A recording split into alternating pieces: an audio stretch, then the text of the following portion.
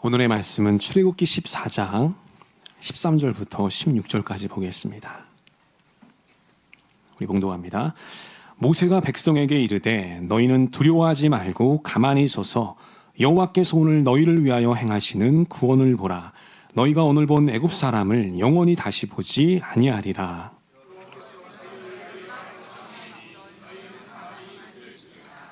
여호와께서 모세에게 이르시되 너는 어찌하여 내게 부르짖느냐. 이스라엘 자손에게 명령하여 앞으로 나아가게 하고 지팡이를 들고 손을 바다 위로 내밀어 그것이 갈라지게 하라. 이스라엘 자손이 바다 가운데서 마른 땅으로 행하리라. 아멘. 오늘 예배 나오신 여러분 모두에게 우리 하나님의 평강과 도우심이 늘 가득하시길 우리 주님의 이름으로 간절히 축원하겠습니다. 우리 한번 고백해 보겠습니다. 하나님이 함께 하십니다. 하나님이 인도하십니다. 하나님이 길을 여십니다. 그렇습니다. 우리 믿음의 고백처럼 하나님의 능력과 역사를 경험하는 우리 모든 전민의 성도들이 되었으면 좋겠습니다. 자, 오늘은 막힌 길에서 기막힌 길로, 막힌 길에서 기막힌 길로, 이 제목 가지고요 우리 함께 말씀을 나눠보겠습니다. 여러분, 유럽 지도를 보면요 이 영국은 혼자 떨어져 있습니다. 바로 섬나라이기 때문입니다. 영국과 프랑스는 가장 가까운 나라입니다. 그래서 이 둘은 왕래가 잦았는데요, 어디서 했느냐? 바로 거리가 가장 가까웠던 이 도보 해협이라는 곳에서 왕래를 했습니다. 그 도보 해협 어디에 있는 곳일까요? 바로 여기에 있는 곳입니다. 저 위에 런던이 보이시죠? 그리고 아래는 이제 프랑스 파리가 보입니다. 바로 저 지점이 영국과 프랑스 사이에 가장 가까운 지점인 것이죠. 그게 바로 도보 해협입니다. 여러분, 거리가 얼마나 될까요? 거리는 한 34km 정도 됩니다. 그렇게 먼 거리는 아니죠. 한 서울에서 수원 정도 되는 거리입니다. 거리는 그렇게 멀지 않았는데 문제는 뭐냐? 그 거리가 바다였다는 것이죠. 여러분, 바다니까요 뭐를 타고 갈 수밖에 없죠? 배를 타고 가게 됩니다. 자, 배를 타고 이동하게 되면 최소 2시간 이상이 소요되는 거리입니다. 자, 만약에 폭풍이라도 치게 되면 어떻게 될까요? 배는 움직일 수가 없는 것이죠. 그러니까 한마디로 매우 불편한 길이었다고 하는 것입니다. 자, 그래서 사람들은 생각하게 됩니다. 저 바다 위에 다리를 놓으면 어떻게 될까? 참으로 좋은 생각이죠. 자, 그런데 저 거리가 얼마나 된다고 얘기했죠? 34km에 해당이 됩니다. 그 긴 거리를, 그것도 바다 위에 다리를 놓는 것은 상식적으로 매우 불가능한 일이었던 것이죠. 자, 그런데 여러분, 여기서 바로 발상의 전환이 일어나게 됩니다. 1802년 프랑스의 한 기술자가 아주 좋은 아이디어 하나를 내게 됩니다. 그 아이디어는 바로 이것이었습니다. 자, 바다 위로 갈 수 없다면 어디로 가자? 바다 밑으로 가자는 겁니다. 자, 바다 밑을 뚫어서 가보자. 이런 아주 대범한 아이디어를 냈던 것이죠. 여러분, 사람들의 반응은 어땠을까요? 사람들은요 그 소리를 미친 소리로 취급했습니다. 왜냐하면 그 당시의 기술로는 절대로 상상할 수 없는 매우 불가능한 일이었기 때문입니다. 자, 하지만 중요한 것은 이 아이디어가 사라지지 않았다는 거예요. 사람들은 포기하지 않았습니다. 수십 년이 지나고요 1878년에 처음으로 이 해저 터널을 도전하게 됩니다. 어떻게 됐을까요? 기술적인 문제가 만만치 않았어요.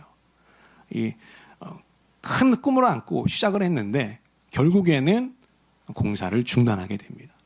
그리고 그 후에도 여러 번 도전하게 됩니다. 근데 그때마다 빈번히 실패하게 됩니다. 그렇게 공사는 방치가 된 채 약 200년 동안 공사가 중단이 되었던 것이죠. 자, 그리고 어느 정도 기술이 올라가고 난 다음에 공사가 다시 시작이 됩니다. 그때가 1988년이었습니다. 그때 처음으로 다시 공사가 재개가 되어서 1994년도에 완공이 되게 됐습니다. 자, 바로 이것이 그 터널입니다. 터널 이름이 뭐죠? 채널 터널입니다. 말 그대로 여러 채널이 있는 터널이에요. 그래서 어떤 채널은 기차가 움직이는 터널이고요, 어떤 채널은 자동차가 움직이는 그런 터널이 있습니다. 여러분, 이 터널이 뚫리고 나서요 아주 획기적인 변화들이 일어나게 됐죠. 자, 배를 타면 몇 시간 간다고 했죠? 최소 2시간 가는 거리였습니다. 그 거리가 35분으로 단축이 되게 됩니다. 그리고 더 놀라운 것은 프랑스 파리에서 영국의 런던까지요 그 유로스타라고 하는 기차를 타면 2시간 15분이면 도착을 한다는 것이죠. 놀라운 변화가 일어났던 거예요. 여러분, 200년 동안 막혀있던 길이었는데 기가 막힌 길로 뚫려지게 됐다는 겁니다. 이 길로 인해서 완전히 새로운 세상이 열려지게 됐다는 것입니다. 여러분, 오늘 본문의 이스라엘 백성들도 마찬가지입니다. 여러분, 백성들은요, 완전히 막힌 길 위에 서 있었습니다. 자, 그런데 하나님이 그 막힌 길을 기막힌 길로 뚫어 놓으셨다는 거예요. 여러분, 이 채널 터널은요, 바다 밑을 뚫은 거잖아요. 근데 하나님은 바다 한가운데를 뚫으셨다는 것이죠. 자, 오늘 우리는 이 장면을 통해서요, 이 막혀져 있던 것들이 어떻게 뚫려지는지를 우리가 배우게 됩니다. 그래서 오늘 저는 이 홍해 사건을 통해서 몇 가지 중요한 포인트들을 짚어보려고 합니다. 우리 함께 말씀을 나눌 때에 우리 각자에게 주시는 하늘의 음성과 믿음의 결단들이 있게 되시기를 우리 주님의 이름으로 간절히 축원하겠습니다. 자, 우리 먼저 첫 번째 포인트 한번 보겠습니다. 우리 함께 읽어보겠습니다. 우리 시작. 두려울 때일수록 하나님의 말씀을 붙잡아야 합니다. 그렇습니다.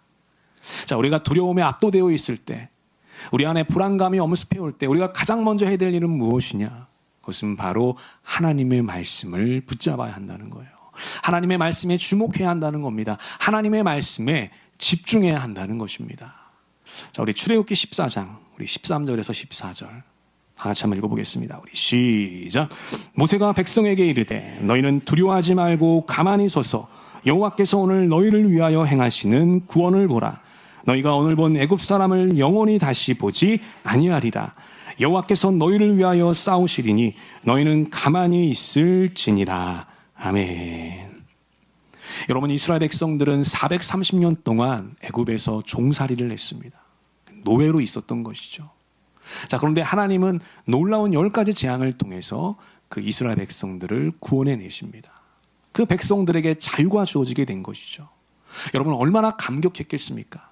드디어 이제 우리도 자유를 얻었구나. 기쁜 마음을 가지고 광야를 행진했을 것입니다. 자, 그런데 며칠이 지나지 않아서요, 뒤에서 엄청난 소리가 들려오게 됩니다.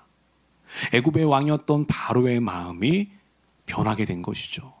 자, 바로는요, 최정예 전차부대 600대를 출동시켜서 이 백성들을 추격했던 것입니다. 여러분, 백성들이 보니까요, 바로 앞에 뭐가 있죠? 홍해바다가 있습니다. 뒤에는요, 애굽의 군대가 추격해 있습니다.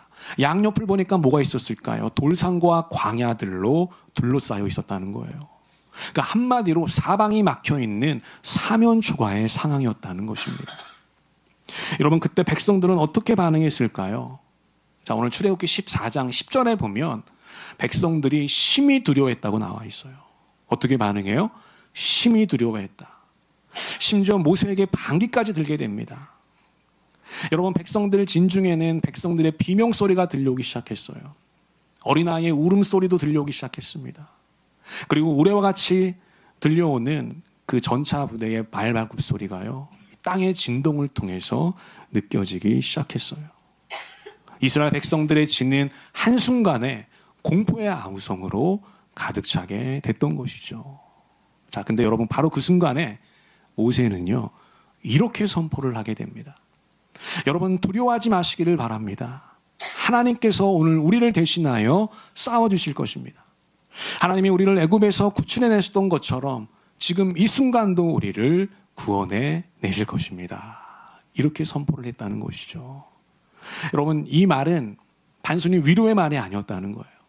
하나님이 모세에게 주신 약속의 말씀이었습니다. 모세는 그 두려움의 순간에 뭘 붙잡았다는 것이죠? 하나님의 말씀을 붙잡았다는 거예요. 그리고 그 말씀을 여러분, 수백만이 되는 사람들이잖아요. 맨 앞에 서서 그냥 그렇게 외쳤겠습니까? 백성들 사이를 휘짓고 다니면서 이 하나님의 약속의 말씀을 선포하고 전했다고 하는 것이죠. 백성들에게 하나님의 말씀을 전달했던 것입니다. 여러분, 그러자 놀라운 일이 벌어지게 돼요. 어떤 일이 벌어지냐면 그 마음을 잃고 아비규환했던 이 백성들이요, 모세의 말을 따르기 시작했다는 겁니다. 놀라운 변화예요. 여러분, 방금 전까지만 해도 이 백성들은 지금 어떻게 하고 있었습니까? 모세에게 반기를 들었거든요. 왜 우리를 광야로 이끌어내었느냐? 왜 우리를 애굽에서 죽게 했으면 더 좋았을 뻔했는데 왜 여기 나와서 우리를 객사시키는 것이냐? 돌을 집어서 모세에게 던지기 직전이었다는 거예요.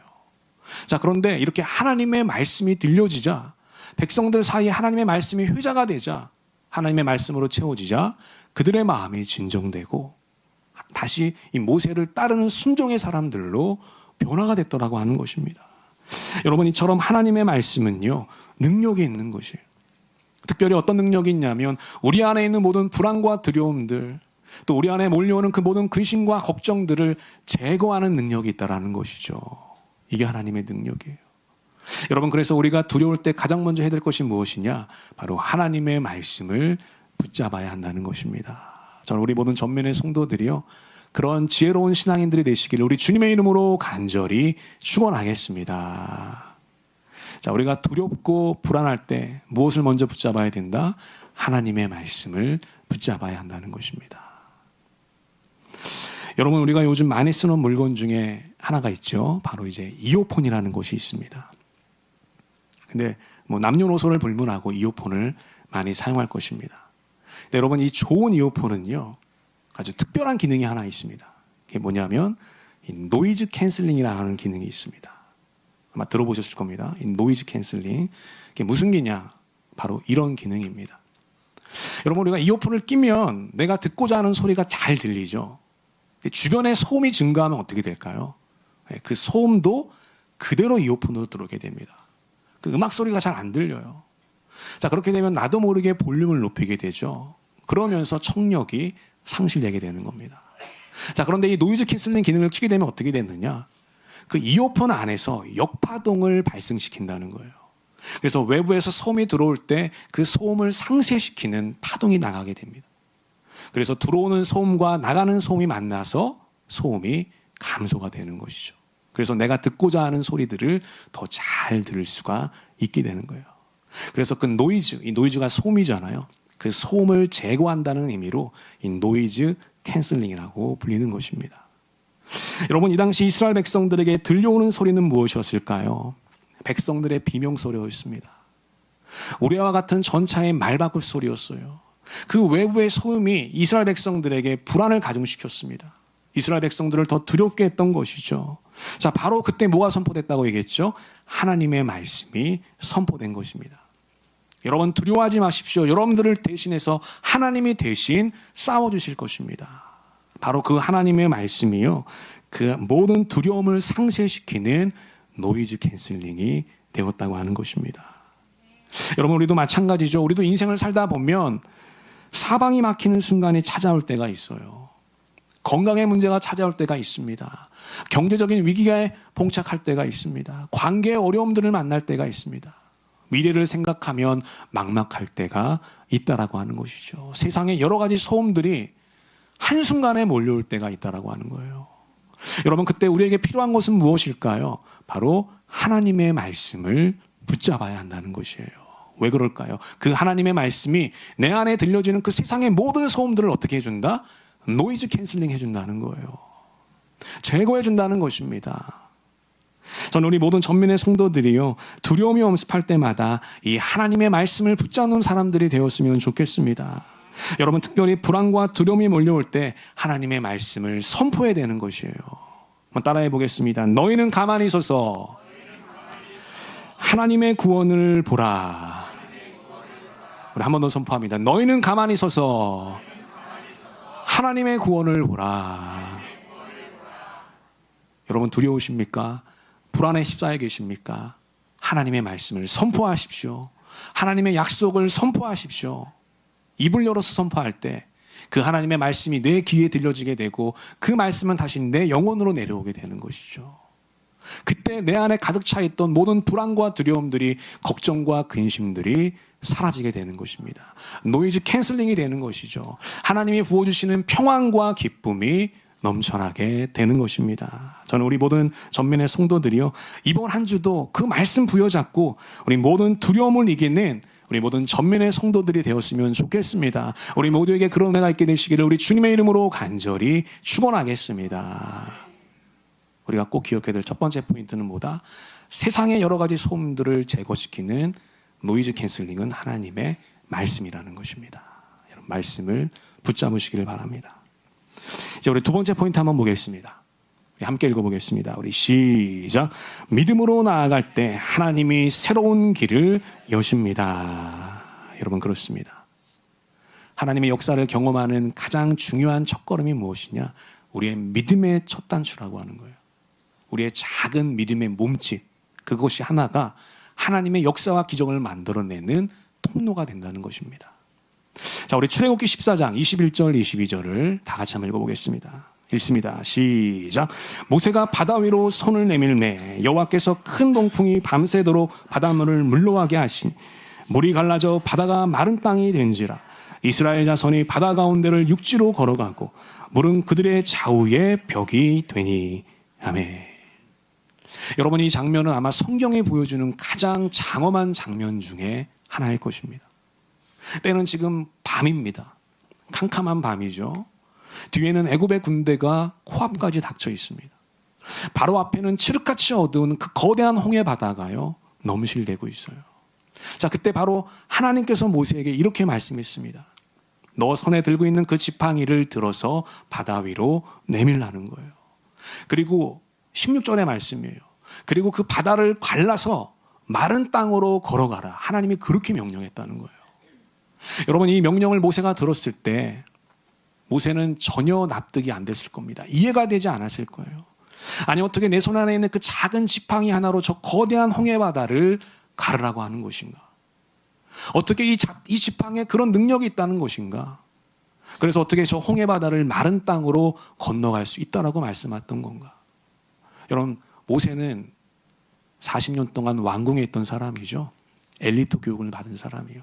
이성적인 사고가 가능한 사람입니다. 도저히 자기 지식으로는, 자기 경험으로는 이게 상상이 안 되는 것이죠. 근데 여러분, 모세는 하나님의 말씀에 순종하게 됩니다. 그 작은 지팡이를 들어서 바다 위로 내밀게 되죠. 여러분, 그때 놀라운 일이 벌어지게 됐다는 거예요. 이런 일이 벌어지게 됩니다. 하나님이 밤새도록 동풍을 보내셔서요, 홍해바다를 갈라시게 되죠. 바다의 물들을 좌우로 벽을 만들어줘서 저 가운데에 마른 땅을 만들어 놓으셨던 것이죠. 이스라엘 백성들이 건너가게 되었던 것입니다. 여러분, 여기서 중요한 것은요, 바다가 먼저 갈라진 것이 아니라는 거예요. 모세의 믿음의 행동이 먼저 있었고 그 다음에 하나님의 역사가 나타났다고 하는 것입니다. 여러분, 이처럼 하나님은요, 우리가 믿음으로 나아갈 때, 설령 그것이 이해가 안 되고 납득이 안 되고 우리의 상식으로 받아들이지 못했을 때라도 그 작은 몸짓의 믿음의 그 행동 하나, 여러분, 그 지팡이를 들어서 내미는 게 이게 뭐가 얼마나 거창한 행동이에요. 정말 작은 행동이죠. 그리고 그 거대한 바다 앞에 이 지팡이는 보이지도 않는 작은 크기입니다. 그런데 그 작은 믿음의 행동을 보였을 때 하나님께서 놀라운 세기를 열어주셨다고 하는 것입니다. 이것이 바로 하나님의 방법인 것이에요. 여러분, 우리가 일상을 살다 보면 이 자동문을 만날 때가 있습니다. 바로 이제 이런 문들이죠. 우리가 이제 가게에 가도 자동문을 만나게 되고요. 병원에 가도 자동문을 만나게 되고, 요즘엔 카페를 가도 이런 자동문을 쉽게 만나게 됩니다. 여러분, 이 자동문의 원리에 대해서 우리가 한번 생각해 봤으면 좋겠습니다. 자, 아무리 최첨단의 센서가 달려있는 자동문이라고 해도요, 자, 멀리 서서 자동문이니까, 자, 문아 열려라! 이렇게 얘기하면 그 문이 열릴까요? 전혀 열리지가 않죠. 한번 우리가 그렇게 실험해 보면, 저 사람이 지금 저기서 뭐 하고 있나, 약간, 이런 아마 눈초리를 받을 거예요. 여러분, 이 문이 자동문이니까 우리가 이 자동문을 노려본다고 해서 이 문이 과연 열려지게 될까요? 전혀 그렇지가 않게 되죠. 자동문이 열려지는 건요, 우리가 일정 부분 자동문 앞으로 나아가야 됩니다. 자, 그때 센서가 발휘가 돼서 그 문이 열려지게 된다는 것이죠. 내가 움직여야 센서가 감지하고요, 그때 비로소 문이 열려지게 되는 것입니다. 여러분, 하나님의 기적도 마찬가지라고 하는 것이죠. 하나님의 기적을 일으키는 영적인 센서가 있다고 하는 거예요. 여러분, 우리 하나님은 전능하신 분이잖아요. 가장 위대하고 가장 뛰어나신 분이십니다. 자, 그런데 그분의 그 능력이 내 삶 가운데, 내 일상 가운데 자동으로 부어지지 않는다는 거예요. 어떻게 하나님의 능력이 내 안에 이루어지게 되는가? 마치 우리가 자동문 앞에 일정 부분 나아갈 때 그 문이 열려지는 것처럼 우리가 하나님의 말씀을 붙잡고 믿음으로 나아갈 때 작은 믿음의 그 몸짓을 보일 때, 그 반응을 보일 때, 그때 하나님의 역사가 나타나게 된다라고 하는 것입니다. 그 믿음의 작은 몸짓, 그 반응이 영적인 센서로 작용이 된다는 것이죠. 저는 우리 모든 전민의 성도들이요, 믿음의 발걸음을 내딛는 사람들이 되었으면 좋겠습니다. 여러분 혹시 기도는 많이 하고 계시는데 행동으로 옮기지 못하는 것들이 있습니까? 하나님의 뜻인 줄 알지만 두려워서 나아가지 못하는 것들이 있습니까? 여러분, 믿음의 행동을 보이시게 되기를 우리 주님의 이름으로 간절히 축원하겠습니다. 여러분 이것을 한번 보십시오. 하나님은 완벽한 믿음을 요구하시는 분이 아니라는 거예요. 하나님은 작은 믿음도 보십니다. 심지어 겨다씨 같은 믿음도 보신다는 것이죠. 여러분, 중요한 것은요, 그 믿음을 가지고 한 걸음 나아가는 것입니다. 그 한 걸음이 기적을 일으키는 영적인 센서가 된다라고 하는 것이에요. 여러분, 이번 한 주 동안 내가 믿음으로 내딛어야 될 그 한 걸음이 무엇인지를 생각해 봤으면 좋겠습니다. 혹시 기도하면서 미루고 있던 결정들이 있습니까? 자, 이번 한 주 우리가 믿음의 첫걸음을 한번 내둬봤으면 좋겠습니다. 여러분, 시작해야 될 줄 알면서도 혹시 차일피일 미루고 있는 일들이 있습니까? 우리 이번 한 주요, 그 작은 믿음의 몸짓을 하나님 앞에 보였으면 좋겠습니다. 여러분들의 그 작은 한 걸음이 하나님의 기적을 일으키는 영적인 센서가 될 것입니다. 우리 새롭게 시작하는 이번 한 주, 막힌 길이 기막힌 길로 열려지게 되는 그런 놀라운 은혜가 우리 모두에게 있게 되시기를 우리 주님의 이름으로 간절히 축원하겠습니다. 아멘. 우리 기도하겠습니다. 하나님 아버지, 오늘도 예배와 말씀을 통해